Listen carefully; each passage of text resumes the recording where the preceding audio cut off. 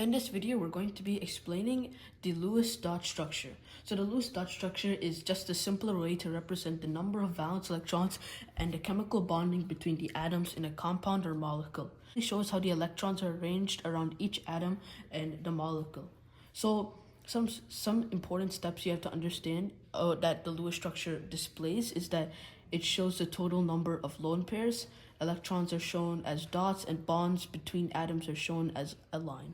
So this is how it would typically look like when using their examples over here. The first example we're going to be looking at is chloromethane. So chloromethane consists of the elements carbon, hydrogen, and chlorine. So the first step we have to do is count the number of valence electrons there are. So we're going to be using the periodic table over here to the left so that we can count it. So carbon over here has 4. So since there's only one carbon, we'll do 4 times 1. And now hydrogen is 1, but there's 3 of them. So we're going to have to do 1, and then the number of them there are. And then lastly, chlorine. Chlorine has 7. So 7 and then 1. So now we're going to be calculating it. 4 plus 3 plus 7, and that's 14. Okay, so now that we have the number of valence electrons there, now we're going to be putting the least electronegative element in the center.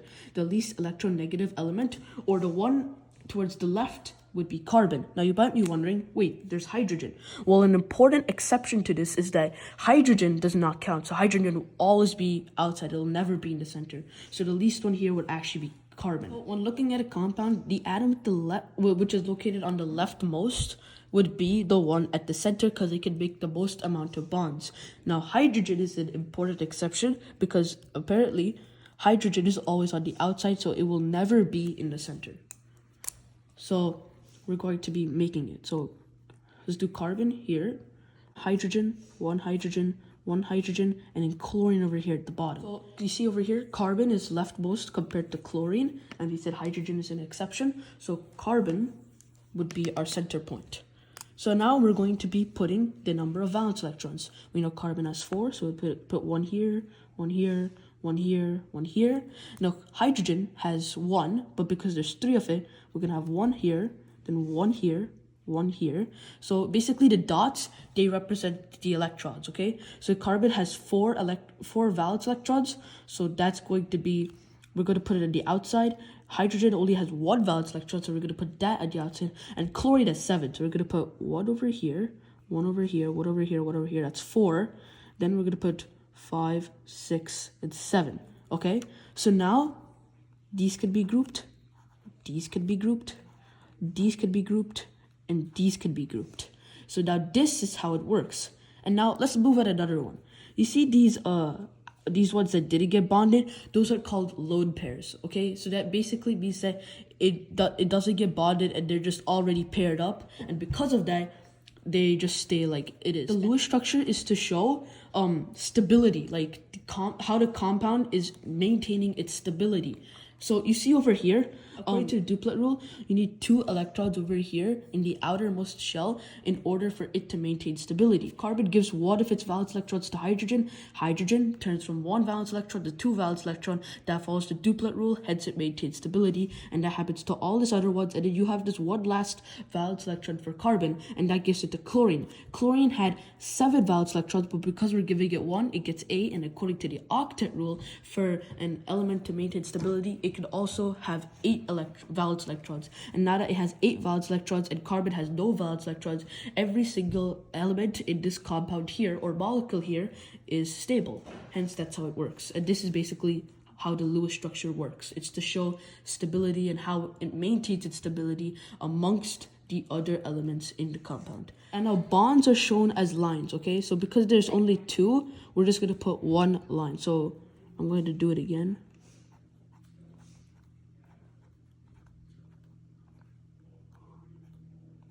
There you go. So 1 line over here represents 1 pair of electrons, and 1 pair of electrons basically means 2 electrons. And we had 2 electrons that were being shared, so this is how it would look like. So this is what it is. And then there's of course the lone pairs. Now, if you haven't noticed, we're actually doing the Lewis structure, but we're going to be working on the covalent bonds. As we move on, we're going to be moving on to the ionic bonds of this Lewis structure.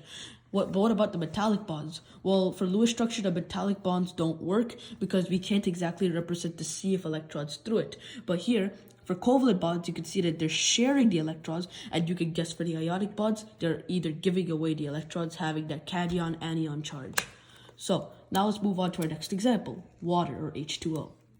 So H2O, C said hydrogen over here does not count, so it's always on the outside.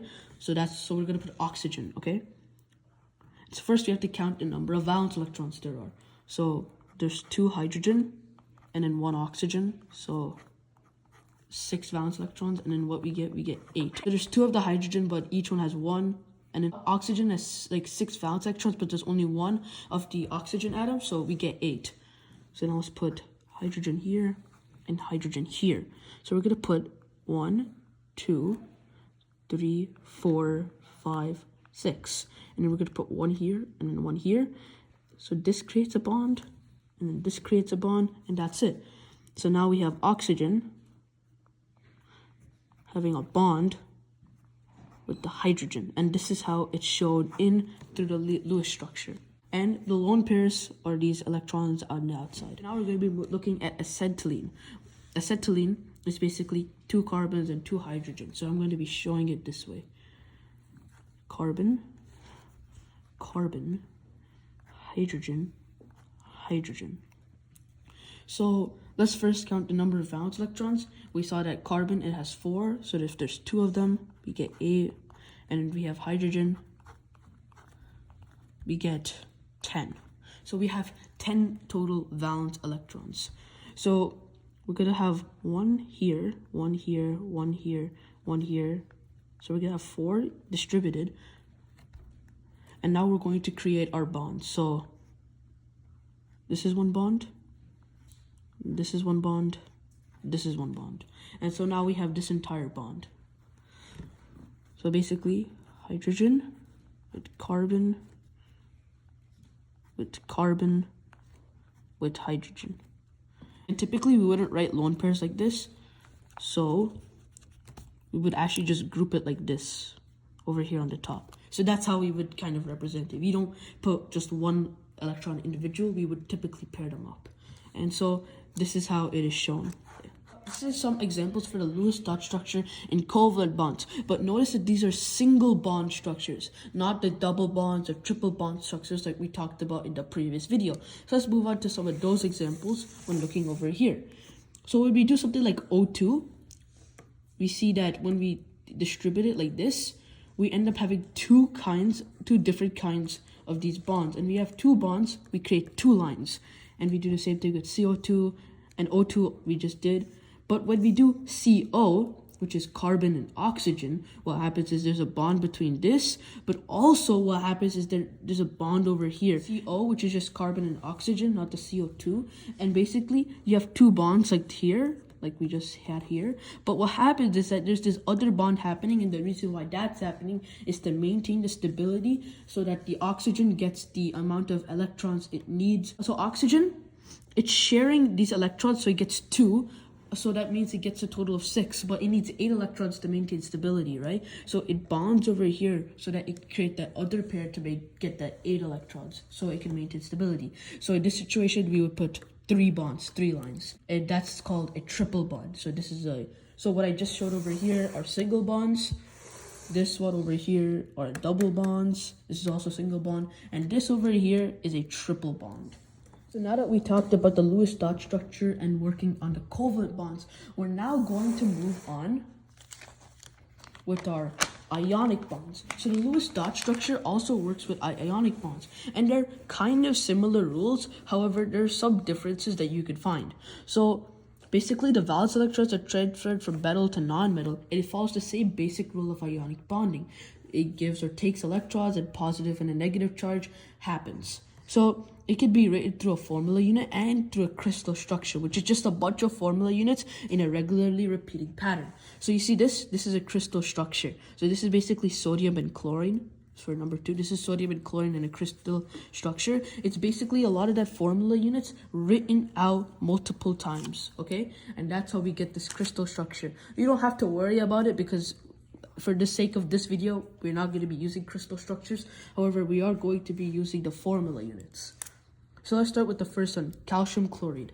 So calcium chloride, first, the valence electrons are transferred from the metal to non-metal. Important tip is that it doesn't have a center. It's mainly focusing upon the cations and anions being shown, okay? So calcium over here is the metal and chloride over here is the non-metal. So calcium, what it does is that we're going to find the number of valence electrons it has for calcium. There are 2. So if you have 2 calcium, and then now we have 2 chlorine, okay? Chlorine has 1, 2, 3, 4, 5, 6, 7, and we have another one. So 1, 2, 3, 4, 5, 6, 7. Now here's the thing. This calcium is going to give this one, this chlorine one, and this calcium is going to give this chlorine one. What happens is both the electrons are being evenly distributed, and when they're being evenly distributed, this creates calcium. So calcium maintains, it loses the 2 valence electrons, but now it has now it goes to its first orbital shell, and that orbital shell, according to the duplet rule, is stable. So this is stable. This is gain 1 extra electron, and because it needs 8, according to the octet rule, this is also stable, and same with this. So we would represent this as calcium with a +2 charge, and we would typically bracket out this chlorine with a -2. And that would be how you would represent it, okay? Let's move on to table salt, which is just sodium chloride, okay? So sodium would, again, according to the periodic table, would be the metal, and chlorine, as we saw, would be the non-metal. So sodium here just has 1, and chlorine has, again, 7. So it just needs 1, so it transfers 1. And when it transfers this new one, we end up getting sodium with that plus charge, and then chlorine with that minus charge. And this is how it is shown. So now we're going to have sodium, nitrogen, and oxygen, but 3 of oxygen. And I'm going to be showing it. So nitrogen and oxygen, if we were to look at this closely, this is a covalent bond. And if you understand from what we literally just told, covalent bonds are expressed like this. So we're first going to be expressing this like a covalent bond, but still we have to include this at the end. So first let's work on this.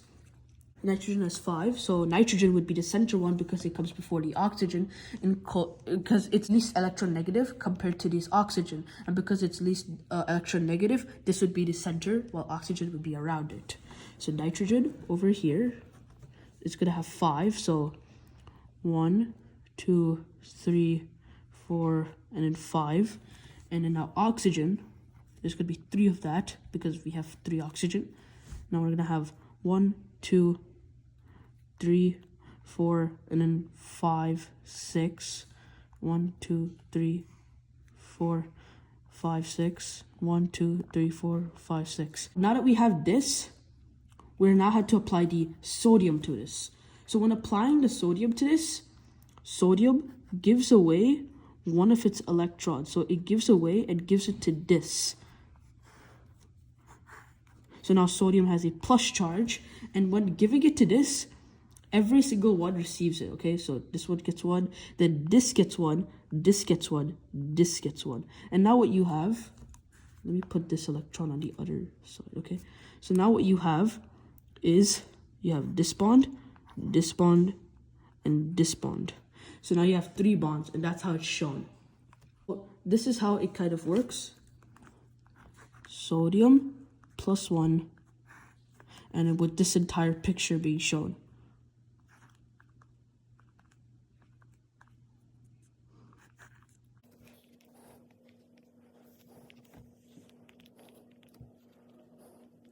And now we have a bond, and this is how the ionic bonds work. Basically, the Lewis structure is a simple way to represent the number of valence electrons and how chemical bonding works between the atoms in a compound or molecule.